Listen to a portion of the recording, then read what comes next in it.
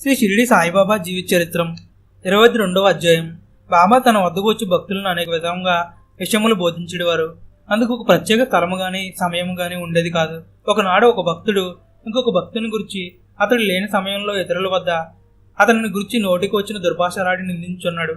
కొంతసేపటి తర్వాత బాబా లండిబాగ్కు వెళుచున్నప్పుడు అతడు వచ్చి బాబాను కలిసి ఏమేమో కోరికలు కోరును. బాబా పక్కనే గల పందిని చూపుతూ, చూడు, ఈ పంది కునువును ఎంత రుచికరంగా తినుచున్నదో, నీ భావము కూడా అట్లే ఉన్నది. సాటి సోదర భక్తుని నోటికి వచ్చినట్లు తిట్టుచున్నావు. ఎంతో పుణ్యం చేసుకొనగా నీకు ఈ మానవ జన్మ లభించినది. నీవు ఇప్పుడు ఇట్టి దుష్ట ప్రవర్తనలు మానుకున్నచో నీకు షిరిడి కూడా ఏ విధంగానూ ఉపయోగపడదు. దీనిని బట్టి మనం గ్రహించవలసిన నీది, మేము సాయి భక్తులమని ఎన్నో పూజలు చేస్తామని ఎన్నోసార్లు షిరిడి వెళ్ళామని సంతోషిస్తే లాభం లేదు. పరులకు కష్టనష్టాలు ఎట్టి పరిస్థితుల్లోనూ కలిగించరాదు. ఒకవేళ అలాంటి పనులు చేస్తే బాబా స్వయంగా చెప్పినట్లు షిరిడీలోని బాబా కూడా మనల్ని రక్షించాడు. చొల్కర్ చక్కెర్లేంటి ఠానా జిల్లాలో ప్రసిద్ధి చెందిన ఓపినేశ్వర ఆలయం కలదు. ఒకనాడు దాసుకొని ఈ మందిరంలో బాబా పటం పెట్టి వారి కథ చెప్పుచుండెను. బాబా లీలలు మహిమలు విన్న చొల్కర్ పరవశించెను. అతడు నిరుపేద కుటుంబం కూడా సరిగ్గా పోషించుకోలేనివాడు. నాకు ఖాయమైన ఉద్యోగం దొరికిన షిరిడి వచ్చి నీ పాదములు దర్శించదనని మొక్కుకొన్ను. ఆ తరువాత ప్రభుత్వ పరీక్షలో ఉత్తీర్ణుడై సివిల్ కోర్టులో గుమస్తా ఉద్యోగం సంపాదించను. అతనిది పెద్ద కుటుంబం గుడిచే షిరిడి వెళ్లి మొక్కు తీర్చుకుంటకు తగిన పైకం లేక కోరకుండెను. ఎట్లయినను ప్రయత్నించి షిరిడి వెళ్ళవాలన్న పట్టుదలతో టీ తాగకుండా అందులో చక్కెర వేయకుండా ఆ డబ్బును మిగిల్చి కొంతకాలం తర్వాత షిరిడి వెళ్లి బాబాను దర్శించెను. సాయి పాదములను మొక్కి పరవశుడై కలకంద ప్రసాదమును బాబా పేరున భక్తులందరికీ పంచిపెట్టును. చొల్కర్ బాబు సాహెబ్ జోగ్ ఇంట్లో దిగును. మధ్యాహ్న ఆరతి తరువాత వాళ్ళిద్దరూ ఇంటికి వెళ్ళుటకు లేచిరి. బాబా జోగ్ను పిలిచి, నీ అతిథికి టీ ఇచ్చినప్పుడు చక్కెరను అధికంగా వేసి ఇమ్ము అని చెప్పాను. జోగ్నకు ఆ విషయం ఏమైందని అర్థం కాలేదు. చొల్కర్నకు మాత్రం కళ్ళల్లో నీళ్లు తిరిగినవి. బాబా యొక్క సర్వజ్ఞత అర్థమైనది. ఇన్ని రోజులు చక్కెర లేని టీ తాగి అట్లు కూడబెట్టిన పైకంతో షిరిడి వచ్చి మొక్కుతున్న తాను నిజముగా ధన్యుడనైతినని సంతోషించెను. ఆనంద పరవశంలోనూ చొల్కర్ను ఉద్దేశించి బాబా ఇట్లు పలికెను, నా ఎదుట మీరు చేతులు చాచి నన్ను మనస్ఫూర్తిగా ప్రార్థించినచో రాత్రింపగలు నేను మీ వెంట ఉండదను. ఈ శరీరంలో నేను షిరిడీలో ఉన్న సప్త సముద్రాల అవతల మీరేమీ చేయుచున్నచో నాకు తెలుస్తూనే ఉండును. ఈ విశాల భూభాగంపై నీవు ఎక్కడికి వెళ్ళినా నీ చెంత నేను ఉండగలను. భక్తుల హృదయమే నాకు నివాసం. నీ హృదయంలోనూ సర్వజనుల హృదయాల్లోనూ నేను నిండి ఉన్నాను. ఎవరు నన్ను ఈ విధంగా గుర్తించగలుగుతారో వారు పావనులు, ధన్యులు, అదృష్టవంతులు. 2 బల్లులు కథ. ఒకనాడు బాబా ద్వారకామాయి మసీదులో కూర్చుని ఉండగా గోడపైన ఒక బల్లి టిక్ టిక్ అని శబ్దం చేసెను. ఎదురుగా కూర్చున్న భక్తుడు బల్లి అరుచుటకు గల కారణమేమని బాబాను అడిగాను. ఔరంగాబాద్ నుంచి తన చెల్లి తనను చూచుటకు వచ్చున్నదని, ఆ బల్లి సంతోషపడుతున్నదని బాబా చెప్పిరి. భక్తుడు ఇంకేమీ మాట్లాడక ఊరకుండెను.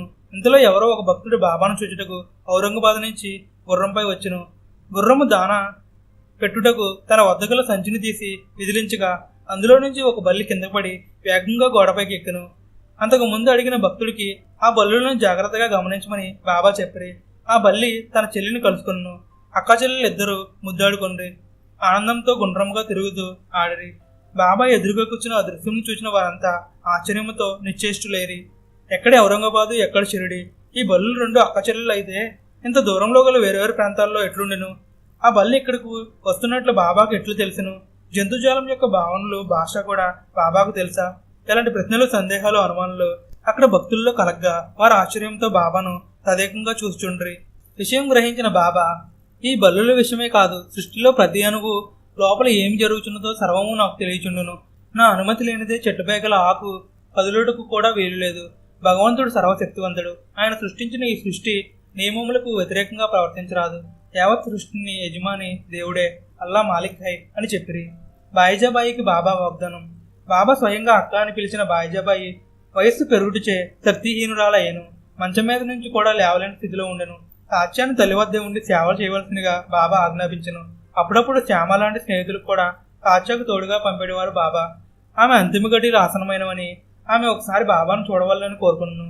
వెంటనే బాబా ఆమె తల వద్ద ప్రత్యక్షమైనాడు. ఆఖరి క్షణంలో బాబా దర్శనం ఆమెలో దివ్య చైతన్యాన్ని ఇచ్చింది. తెలియని దివ్య ఆనందం ఆమెలో ప్రవేశించింది. ఆమె ఆత్మ ఆనంద డోలికలలో ఏదో తెలియని స్వర్గలోకాల్లో తేలియాడుతున్నట్లుగా అనిపించింది ఆమెకు. అది బహుశా బాబా యొక్క సంపూర్ణ అనుగ్రహ దివ్య దర్శన ప్రభావమై ఉంటుంది.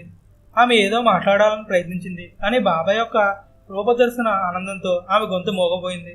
ఆచ్య చేతిని తీసుకుని బాబా చేతిలో పెట్టింది. ఆమె భావనను గ్రహించిన సాయి ఆచ్యను ఆ క్షణం నుంచి తన ప్రాణం కంటే ఎక్కువగా చూసుకుంటానని చెప్పాను. బాబా వాక్కు తిరుగులేని, సందేహించలేనిదని, నిత్య సత్యమైన దైవవాక్కు అని ఆమెకు తెలుసు. ఆ మాటలో ఉన్న బాయిజాబాయి ప్రాణం శరీరం నుంచి వేరే అనంత సూర్యంలో కలిసిపోయింది. గొడ్డ పిలికలు తొలగించుట. బివి దేవుకు జ్ఞానేశ్వరి చదువుకోవాలని కోరుకున్నాను. భగవద్గీతకు జ్ఞానదేవుడు మరాఠీలో చేసిన అనువాదమును మహారాష్ట్రలో జ్ఞానేశ్వరి అని పిలిచెదరు. దీన్ని అత్యుత్తమైన గ్రంథంగా భావించి చాలామంది మహారాష్ట్రలో నిత్య పారాయణం చేయుచుండేవారు. కానీ పాపము దేవు ఎప్పుడూ జ్ఞానేశ్వరి ప్రారంభించినను ఏదో ఒక అడ్డంకు వచ్చి మధ్యలోనే ఆగిచుండెను. ఇందుకు ముఖ్య కారణం దాని భావం అర్థం చేసుకోకపోవడమే. ఒకసారి గట్టి దీక్షభూని బాబా సమక్షంలో దాని పారాయణం పూర్తి చేయాలని సంకల్పించి షిరిడీ వెళ్ళాను. బాబా 25 రూపాయలు దక్షిణ అడిగాను. దేవ్ ఆ పైకం బాబాకు సమర్పించనే గాని జ్ఞానేశ్వరి పారాయణ విషయం బాబాను అడగలేదు. సాటేవాడకు వెళ్ళి బలకరం మాన్కర్ అను వారిని బాబా లీలల గురించి అడిగాను. అతడు మరుసటి రోజున ఆ వివరమును తెలుపుచుండగా బాబా దేవుని పిలిచి కల్లెర చేసి ఇట్లు గద్దించెను. తలనెరసి ముసలివాడినప్పటికీ నీవింకా దొంగతనం మానలేదా? నిన్ను గొడ్డలతో చంపివేయుదును. దేవు గడగడా వణికిపోయాను. అతనికి ఏం అర్థం కాలేదు. ఇంతలో మరలా 25 రూపాయలు దక్షిణ అడిగాను. దేవు తెచ్చి ఇచ్చాను. ఈసారి బాబా శాంతించను.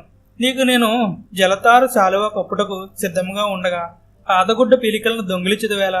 జ్ఞానేశ్వరి చదువుము, నా ఎదురుగా కూర్చుని చదువుమని ప్రేమతో చెప్పాను. వెంటనే అతడు జ్ఞానేశ్వరి చదువుట ప్రారంభించి ఎట్టి అడ్డంకులు లేక నిర్విఘ్నంగా మొదటిసారి పారాయణం ముగించగలిగను. బాబా నిన్ను గొడ్డలతో చంపును అనగానే అతని మనోచాంచల్యం పోయినది. ఏకాగ్రత కుదిరి జ్ఞానేశ్వరి పూర్తిగా చదవగలిగాడు. బాబా లీలల గురించి బాలకరాంను ప్రశ్నించుట, పాతగుడ్డ పీలికలను దొంగిలించుట, బాబా స్వయంగా తన మహిమలను అతనిపై చూపించి చిత్త చాంచల్యంను తొలగించి ఏకాగ్రతను పెంచి జ్ఞానేశ్వరి పారాయణం పూర్తి చేయించి అందులో విషయం చక్కగా అర్థమవునట్లు చేయుట జలతారు సాలువ కప్పుట్టు లాంటిది. బాబా స్వయంగా చెప్పిన ఈ మాటలను బట్టి ఈనాడు మనం గ్రహించవలసిన ముఖ్య విషయం, బాబా విషయంలో సలహాలు కానీ సంప్రదింపులు కానీ గురువుల వద్దకు పరుగులు తీసి విలువైన కాలాన్ని ధనాన్ని వృధా చేయవద్దు. నా సలహాను కానీ సహాయాన్ని కానీ కోరిన తక్షణమే ఇస్తానని బాబా యొక్క అభయం నేటికి నిత్య సత్యమైనది. నమ్మి బాబానే సలహా అడిగి జలతారు సాలువాను పొందాలి గాని గురువులను ఆశ్రయించి గుడ్డ పిరికులు దొంగిలించే ప్రయత్నం చేయరాదు. సదాశివ తార్కాడ్ ఇతడు బొంబాయిలో గల ఒక ఫ్యాక్టరీలో మేనేజర్ పనిచేసి అది మూతపట్టుచే జీవనోపాధి లేక బాబా దగ్గరకు వచ్చును. ఆ సమయంలో షిరిడి నుంచి తాత్య పటేల్ మొదలగు కొందరు బాబా అనుమతి తీసుకుని అహ్మద్నగర్కు సినిమా చూచుటకు వెళ్ళిచుండ్రి. బాబా తార్కాడ్ను కూడా వారి వెంట వెళ్ళి సినిమా చూసి అక్కడి నుంచి పూనాకు వెళ్ళమని చెప్పాను. నిరుద్యోగిగా బాధపడుచున్న తార్కాడ్కు తనను సినిమాకు పంపుట ఆశ్చర్యము కలిగించెను. బాబా వాకు జవదాటకు వీల్లేదని అతనికి తెలుసు. అందువల్ల అట్లే చేశాను. అతడు పూనా చేరేసరికి అక్కడ ఒక ఫ్యాక్టరీ యజమాని తన ఫ్యాక్టరీలో మేనేజర్ కొరకు ప్రయత్నిస్తూ తార్కాను గురించి విని అతని బొంబాయి అడ్రస్కు టెలిగ్రామ్ పంపి అతని రాక కోసం ఎదురు చూస్తుండటంతో వెంటనే అతనికి ఉద్యోగం దొరికెను. బాబా యొక్క ప్రతి సూచన భావగర్భిత మగును భవిష్యత్ జ్ఞానముతో కూడి ఉండేది. బాబాకు భోజనం పెట్టు విధానం. 20వ అధ్యాయం కథలోని రామచంద్ర ఆత్మారాం భార్య ఒకసారి షిరిడిలో ఒక భక్తుని వెంట బసముండగా మధ్యాహ్న భోజనం సమయంలో ఆకలితో ఉన్న ఒక కుక్క ఆమె దగ్గరికి వచ్చి మొరిగెను. ఆమె తనకు వడ్డించిన పళ్ళెంలో ఒక రొట్టె ముక్కను కుక్కకు విసిరివేయగా అది ఆతృతతో దాన్ని తిని సంతోషంగా తోకాడించుకుంటూ వెళ్ళిపోయాను. ఆ సాయంత్రం ఆమె ద్వారకమైకి వెళ్ళి బాబాకు నమస్కరించగా బాబా ఆమెతో ఇట్లన్ను, తల్లి నీవు నాకు కడుపు నిండా భోజనం పెట్టేదివి, నా జీవశక్తులు సంతృప్తి పడినవి, ఇకపై కూడా నీవు ఇట్లే చేయుము. ఆకలితోనున్న ప్రాణికి ముందు ఆహారం పెట్టి ఆ తరువాత నీవు భుజించుము. ఈ మసీదు నా తల్లి, ఆమె ఒడిలో కూర్చుని నేను ఉన్నప్పుడు అసత్యమాడను. ఈ విధంగా నీవు నాపై ఎప్పుడు దయచూపుము, సర్వప్రాణుల్లోనూ నన్ను చూడుము, నీకు తప్పక సద్గతి కలుగును. బాబా మాటలు విని ఆమె ఆశ్చర్యపడను. ఆ గ్రామంలో నా భోజనంకు ఇతరులపై ఆధారపడి ఉన్నాను. నేనే డబ్బులు ఇచ్చి ఇతరుల వద్ద భుజించుండినే అటు నేను నీకెప్పుడు భోజనం పెట్టి తిని బాబా అని ప్రశ్నించను. అందుకు బాబా మధ్యాహ్నం నీవు భోజనం చేయుటకు ముందు ఏ కుక్కకు రొట్టె ముక్క వేస్తువో ఆ కుక్క నేను ఒకటే. పిల్లలు, కుక్కలు, ఈగలు, ఆవులు మొదలైన జంతువులన్నింటిలోనూ నేను నిండి ఉండితిని. నన్ను అన్నింటిలోనూ చూడగలిగిన వారు ధన్యులు. నేను వేరు, మిగిలిన ఈ జంతువులు వేరు అనే ద్వంద్వభావమును వీడమని చెప్పెను. ఉపనిషత్తుల్లో సారాంశమైన భగవంతుని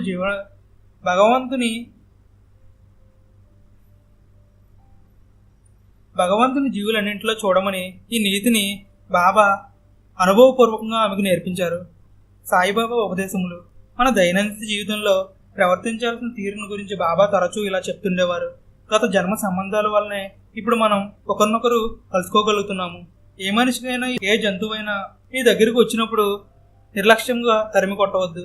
చక్కగా ఆహ్వానించి తగిన మర్యాద చేయవలను. దాహంతో ఉన్న వారికి నీరు, ఆకలితో ఉన్న వారికి అన్నము, దిగంబరులకు బట్టలు ఇవ్వలను. నీ వసారా ఇతరులకు కూర్చుని విశ్రాంతి తీసుకుంటూ ఉపయోగించినచో భగవంతుడు నీ పట్ల సంతృప్తి చెంది నిన్ను ఆగ్రహించును. ఎవరైనా ధనము కొరకు నీ దగ్గరికి వచ్చినా నీకు ఇష్టం లేకున్నా వారికి ఈనక్కర్లేదు, కానీ కఠినంగా వారిని కూడా మనసు నొప్పించవద్దు. ఈ ప్రపంచము నడక ఒక నాటక రంగం వంటిది. నీ ముందు జరుగు చిత్ర విచిత్రమైన ఈ నాటకమును శ్రద్ధతో చూచుండుము. ఈ ప్రాంతము తలకిందులైన నీవు చలించకుము, స్థిరముగా నుండుము. నీకు నాకు భేదము లేదు, మనిద్దరం ఒక్కటే. నీకు నాకు గల గోడను తొలగించుము. మనందరికీ భగవంతుడే యజమాని, అల్లా మాలిక్ హై. భగవంతుడు తప్ప ఇతరులు ఎవరూ మనల్ని కాపాడలేరు. భగవంతుని మార్గం అసాధారణమైనది, చాలా విలువైనది, మనం ఊహించలేనిది. మనందరం రుణానుబంధంచే ఇక్కడ కలిసి పరస్పర ప్రేమతో కులమత భేదాలు మాని మానవులందరూ సుఖశాంతులతో వర్ధిల్లాలి. పరోపకారముకు భగవంతుడిచ్చిన ఈ శరీరం ఉపయోగించవలను. అటు వారి జీవితమే ధన్యం. మిగిలిన వారంతా పేరుకే బ్రతికెదరు. సమయము సందర్భం వచ్చినప్పుడల్లా బాబా ఈ విధంగా అనేక విషయములపై భక్తులకు చక్కగా అర్థమగునట్లు సందేహములు ఇచ్చేవాడు. తాను సర్వాంతర్యామనని, భూమి, గాలి, నీరు, నిప్పు, వెలుగు లాంటి సమస్త పదార్థముల్లో సైతం తానున్నానని చెప్పేవారు. తన వద్దకు వచ్చి భక్తుల్లో కొందరికి పాదపూజ, కొందరికి తన లీలలు వినుట, కొందరికి ఖండోబా మందిరముకు పంపుట, మరికొందరికి సద్గంధ పారాయణములు లాంటి అనేక విషయములు ఎవరెవరికి ఏది అవసరమో దాన్ని వారికి చెప్పేవారు. కొందరికి స్వయంగా, మరికొందరిని స్వప్నంలోనూ బాబా ఉపదేశములు ఇచ్చుండేవారు. ఒకసారి రాధాకృష్ణమయ్య జ్వరంతో బాధపడగా బాబా ఒక పెద్ద నిచ్చెనని తెప్పించి ఆమె ఇంటిపై వేసెను. నిచ్చెన తెచ్చిన వానికి 2 రూపాయలు బాబా ఇచ్చెను. ఇవన్నీ విచిత్రమైన లీలగా కనిపించిన ఫలితంగా రాధాకృష్ణమయ్యి జ్వరం తగ్గిపోయింది. గోధుమలు విసురుట. 1910వ సంవత్సరంలో హేమాద్రి పంత్ షిరిడీకి వచ్చిన తొలి రోజులు. ఒకనాటి ఉదయం బాబా ముఖం కడుక్కున్న వెంటనే ద్వారకామాయిలో ఒక చోట కూర్చుని గోధుమలు విసురుచుండిరి. వారు భిక్షాటంచే జీవించేవారు కాబట్టి వారు ఎప్పుడూ విసురుటానున్నది చేసి ఉండలేదు. అందువల్ల చుట్టుపక్కల వారందరూ ఆ దృశ్యమును వింతగా చూచుండిరి. వారిలో 4 స్త్రీలు సాహసించి మసీదులోకి వెళ్లి బాబా పక్కన కూర్చుండమని తిరుగల్ని వారు తీసుకుని విసురుట మొదలుపెట్టిరి. బాబాకు కోపం వచ్చిన వారు ప్రేమకు లొంగి ఊరకుండెను. విసురుట పూర్తి అయిన తరువాత స్త్రీల పిండిని 4 భాగాలుగా చేసి 4 తీసుకుని చుండిరి. అంతవరకు శాంతంగా చూస్తున్న బాబా కోపంతో వారిని తిట్టెను. ఓ వనితలారా, మీకు పిచ్చెక్కినట్లుంటుంది. ఈ పిండి మీ సొమ్మని మీరు తీసుకొని చున్నారా? మీ వద్ద నుంచి నేను గోధుమలను తీసుకోనలేదు కదా, ఎందువల్ల మీరు ఈ పిండిని తీసుకొని చున్నారు? ఈ విధంగా కేకలు వేసిన మరుక్షణంలోనే శాంతించి, సరే పిండిని తీసుకుపోయి గ్రామం సరిహద్దుల్లో చల్లడని చెప్పాను. ఆ స్త్రీలు సిగ్గుపడి తలలు దించుకొండ్రి. బాబా పాదములకు నమస్కరించి వేగంగా వెళ్లి ఊరి పొలిమేరల్లో విసిరిన పిండిని చల్లిరి. గ్రామంలో కలరా వ్యాధి కలదని దాన్ని శాంతిపరచుటకు బాబా ఈ చర్య చేశారని గ్రామస్తులు హెమాడ్ పంతునకు చెప్పిరి. గోధుమ పిండితో కలరా వ్యాధికి గల సంబంధం ఏంటని అతనికి అర్థం కాలేదు. కానీ క్రమక్రమంగా కలరావాది గ్రామంలో తగ్గుచుడే ఆనాడు బాబా విసిరిన గోధుమలు కావని కలరా వ్యాధిని పిండి చేసి పొలిమేరలో దాటించినారని గ్రహించను.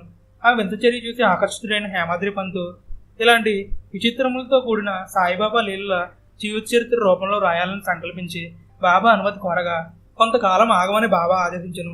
ఆఖరికి 1917లో శ్యామ ద్వారా ప్రయత్నించగా బాబా ఆశీర్వదించి విభూతి ప్రసాదమును అతని చేతిలో పెట్టి ఆశీర్వదించును. బాబా శరీరంలో ఉండగా వారి ఆశీస్సులతో ప్రారంభించిన మరాఠీ భాషలో హేమాద్రి పంతు రాసిన జీవిత చరిత్రనే సాయి సచ్చరిత్రగా నేడు దేశ విదేశాల్లో గల సాయి భక్తులంతా నిత్యపారాయణం చేయుచున్నారు. దీన్ని తెలుగు భాషలోకి పత్తి నారాయణరావు గారు అనువదించారు. సాయి కథలు దీపస్తంభములు. సముద్రం మధ్యయందు పూర్వము దీపస్తంభములుండము. పడవలపై ప్రయాణం చేయవారు ఆ వెలుతురు ఆధారంగా రాళ్ళు రప్పలకు పడవ కొట్టుకుని పోకుండా తప్పించుకున్నటకు వీలుండేది. రకరకాల మనుషుల స్వభావాలు, ఆలోచనలలో నిన్న ఈ ప్రపంచం కూడా లోతైన భయంకరమైన సముద్రం లాంటిది. బాబా లీలలతో కూడి మనం పారాయణం చేయుచున్న ఈ కథను కూడా దీపంలో వలె ఏ విధంగా ఈ ప్రపంచంలో మనం వెలగవలనో దారి చూపుతాయి. ఈ కథలు అమృతము వలె తీయగాను పవిత్రంగాను ఉండుటచే అది మన హృదయాలలోకి ప్రవేశించి అహంకారం నశింపజేయును. అహంకారం తొలగినచో జ్ఞానం కలుగును. జ్ఞానం వల్ల పాపములు తొలగి మోక్షం సిద్ధించును. బాబా యొక్క కారుణ్యము. 1910లో దీపావళి నాడు బాబా దునికి ఎదురుగా కూర్చుని ఉండెను. అప్పుడప్పుడు దునిలో కట్టెలు వేయుచుండెను. ఉన్నట్టుండి ఒకసారిగా చేతిని కట్టెవలే దునిలోని మంటలో పెట్టగా చెయ్యి కాలిపోయాను. శ్యామ మొదలైన వారు చూసి పరిగెత్తుకుని వచ్చి బాబాని పట్టి వెనుకకు లాగిరి. అప్పటికీ బాబాకు స్పృహ లేదు. ఎక్కడో ఉన్నట్లుగా ఉండిరి. కొంతసేపటికి మామూలు స్థితికి వచ్చి ఇట్లు చెప్పిరి. దూరదేశంలో ఉన్న కమ్మరి భార్య నా భక్తురాలు. ఆమె కొలిమిని ఊదుచుండెను. భర్త పిలవగా ఆమె తన ఒడిలో ఉన్న బిడ్డను మరిచి లేచి పరిగెత్తబోయెను. ఆ బిడ్డ మండుచున్న కొలిమిలోని మంటలోకి పడెను.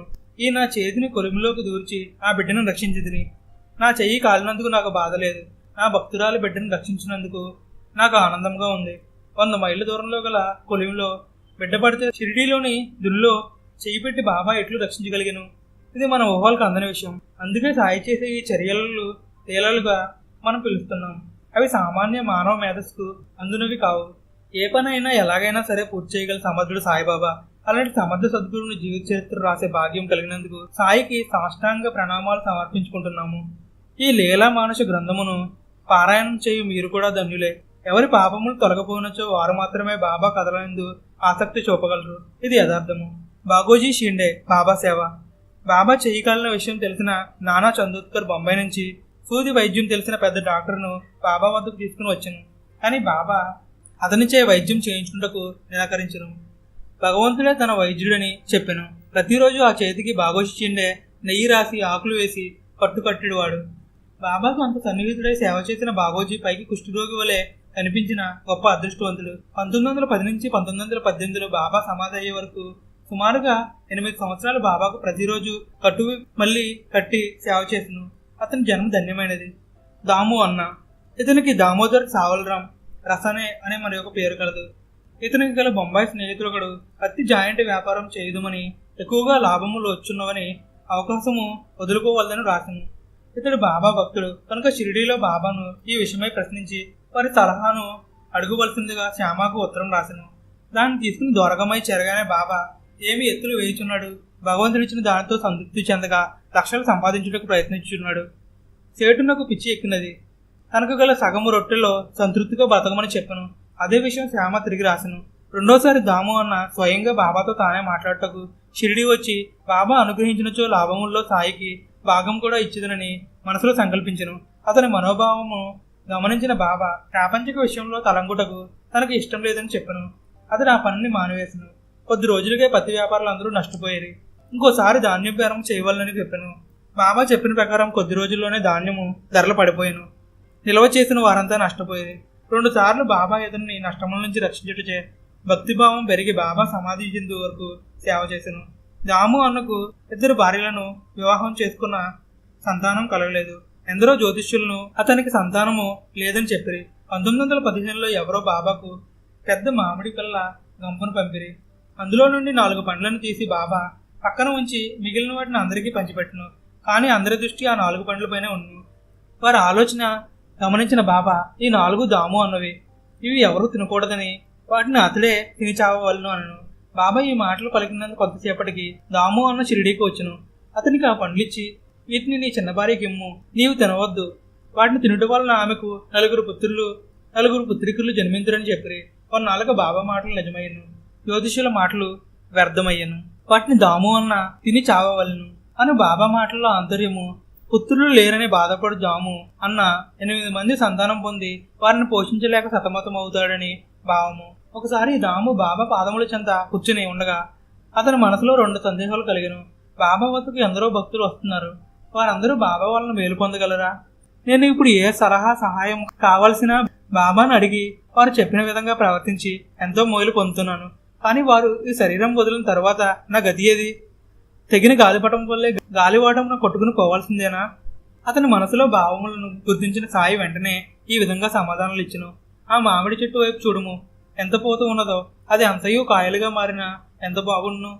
పూతగానే కొంత రాలిపోవుట, పిందులుగా కొన్ని రాలిపోవుట, పక్షులు కొట్టడం వలన, పిల్లలు రాళ్లతో కొట్టడం వలన మరికొన్ని రాలిపోవుట, ఆఖరికి ఏ కొద్దో కాయలగును. ఈ భక్తుల విషయము అంతే. ఈ నా భౌతిక శరీరం తర్వాత కూడా నేను అప్రమత్తుడై ఉండేదను. నా భక్తుల రక్షణ నా సమాధి నుంచే వెలువడును. సమాధి నుంచే నేను సర్వకార్యములను నిర్వహించును. నా ఎముకలు మీ యోగక్షేమములను కనుగొనిచుండును. ఆనాడు దామోనకిచ్చిన అభయ సూత్రాలన్నింటినీ ఈనాడు భక్తితో ఈ గ్రంథ పారాయణం చేయు ఈ పాఠకులకు కూడా అందించమని సాయి పాదములంటి ప్రార్థిస్తూ ఈ అధ్యయనాన్ని ఇంతటితో ముగిద్దాం. ఓం శాంతి శాంతి. 22వ అధ్యాయం సంపూర్ణం.